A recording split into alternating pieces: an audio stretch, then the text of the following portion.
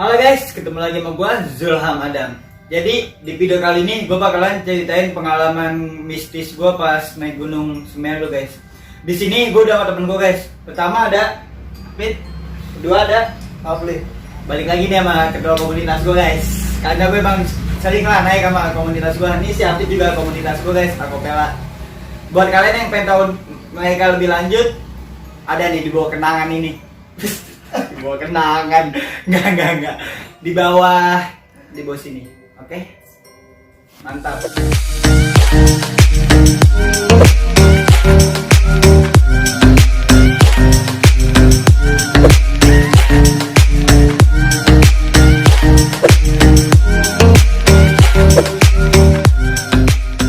guys, sebelum gue lanjut ke videonya, jangan lupa buat like, comment, dan subscribe. Nyalain loncengnya ya, jangan lupa, oke?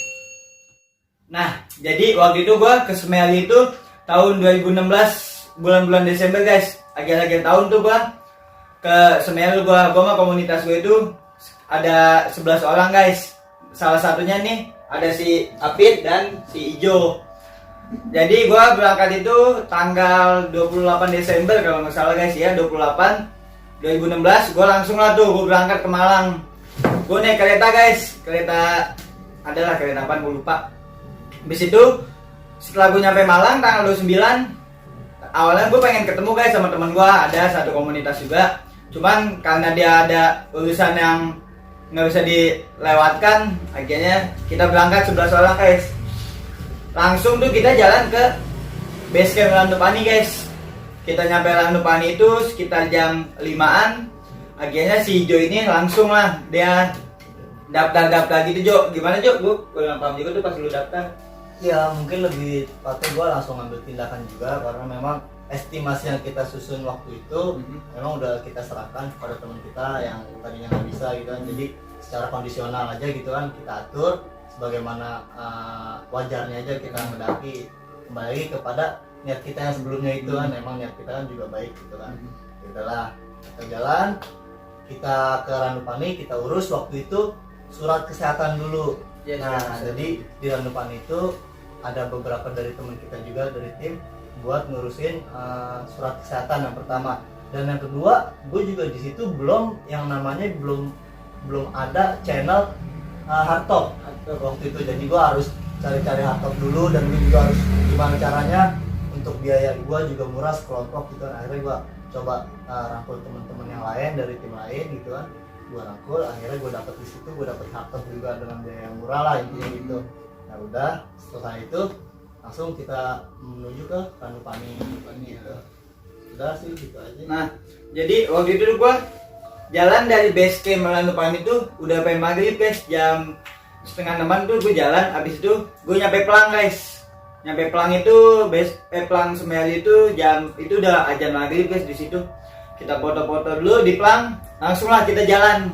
Jadi tuh kita dari Randupani ke Randukumbolo itu nge-trek malam guys waktu itu. Nah di waktu malam inilah guys lah mulai kejanggalan yang tidak bisa kita hindari mungkin. Nah jadi posisi perjalanan itu kita nyampe pos 1 itu Isa guys. Pos 1 Isa, makan dulu, makan semangka, enjoy-enjoyan dulu lah kita lah dulu waktu itu tuh ya, enjoy acau di pos 1. Habis itu azan Isya selesai jam 7:30, kita lanjut perjalanan guys dari pos 1 tuh. Nah jadi posisinya tuh gua, Apit sama si Kampleng, gue bertiga di belakang guys, jadi sweeper gitulah. Nah si Ijo ini paling depan. Di situ si Ijo juga udah nyuruh cepet mulu guys, soalnya kan emang udah malam, takutnya makin malam makin gimana lah gitu Jo. Gimana tuh Jo? Ya mungkin menurut gue juga karena gue juga selalu nerapin kepada teman-teman gitu kan Edam ya, bahwasannya untuk di trek malam itu apalagi kalau kita bawa peserta, karena kalau kita trek malam bawa peserta belum tentu itu baik di jalur gitu kan, karena kan dalam kondisi atau situasi yang kemungkinan kurang baik juga gitu kan. Jalan malam itu menurut gua yang pertama untuk pencahayaan kita kurang gitu kan, dan yang kedua mungkin menurut gua untuk oksigen kita lebih sulit untuk mendapatkannya gitu, karena kan yang gua tahu untuk oksigen itu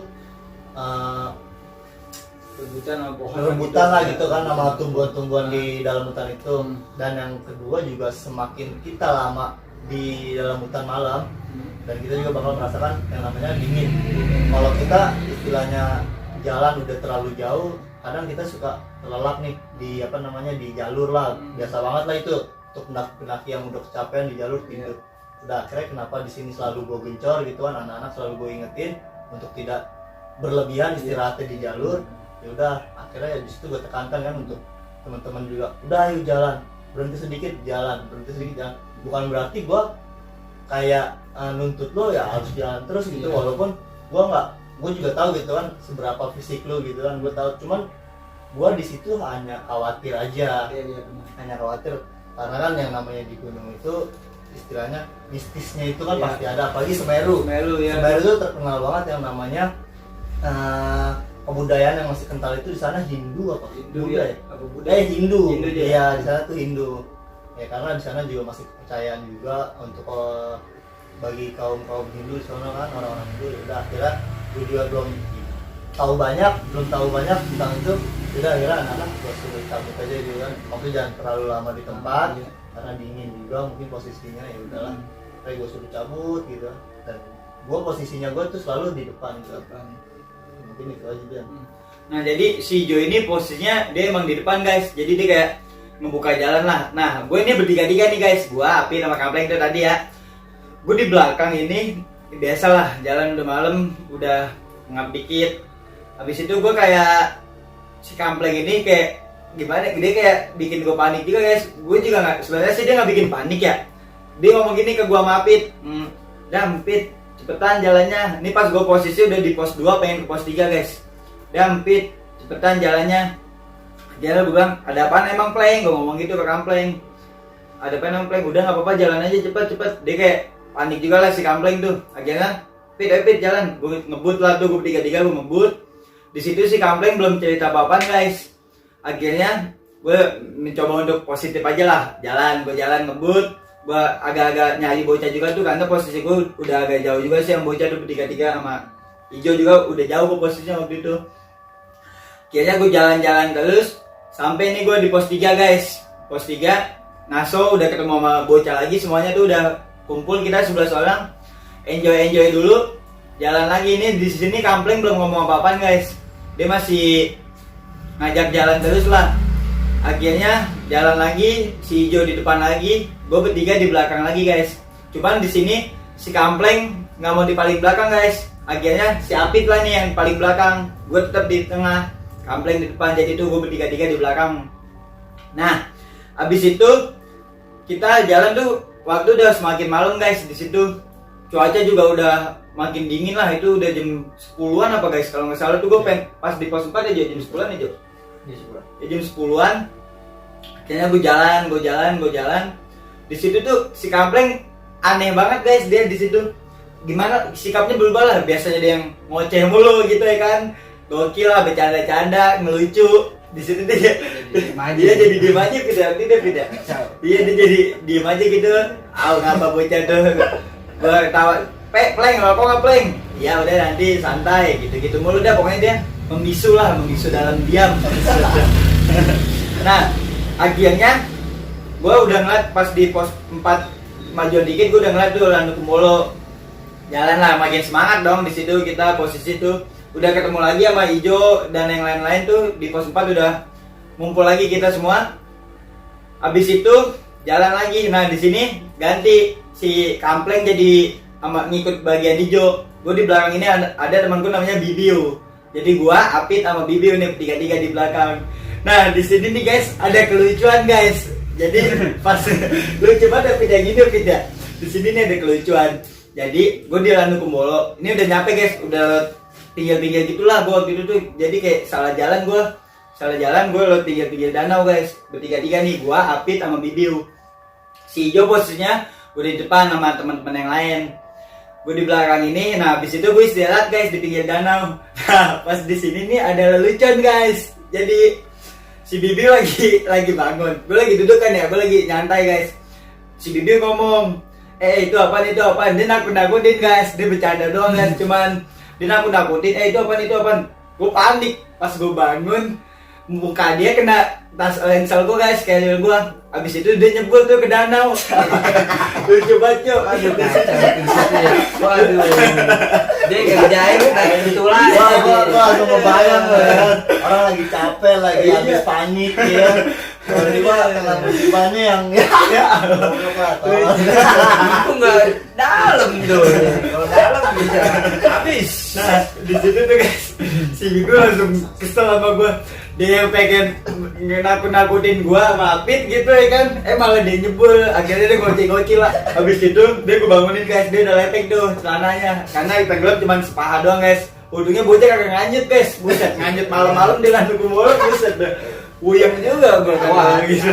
sih itu mah. Habis itu di situ si Bigo kesel tuh guys sama gue deh guys. Dia kayak ini gini-gini lah, ngoceh-ngoceh lah. Akhirnya karena di situ kenapa gue langsung bangun gitu pas video nakut-nakutin guys, gue panik juga guys soalnya di sini tuh aneh banget dari mulai si Kampleng tadi pas pengen ke pos 3 itu dia udah berbuat aneh ya Pit ya sama kita Pit ya. Nah di sini pas di Landu Kumbolo ini si Bibiu malah begitu, gue kan jadi otomatis agak suges dikit lah ya. Apalagi tuh posisinya gue pas si Bibiu kecebur itu udah jam 10:30 guys, itu udah waktu udah semakin malam. Kayaknya gue nyampe di Landu Kumbolo itu jam 11 kurangan guys. Nah di situ gue nyari dulu tuh sama Ijo pada nyari spot ya. Ya gue di titik camp. Habis itu dapat spot, langsung lah kita ngecamp tuh di situ jam 12-an lah kita pada dapat ya, jadi itu mulai ya. Ya udah mulai ngebangun tuh jam 12-an. Habis itu masuk tenda, udah jadi nih kita packing semua rapi-rapi.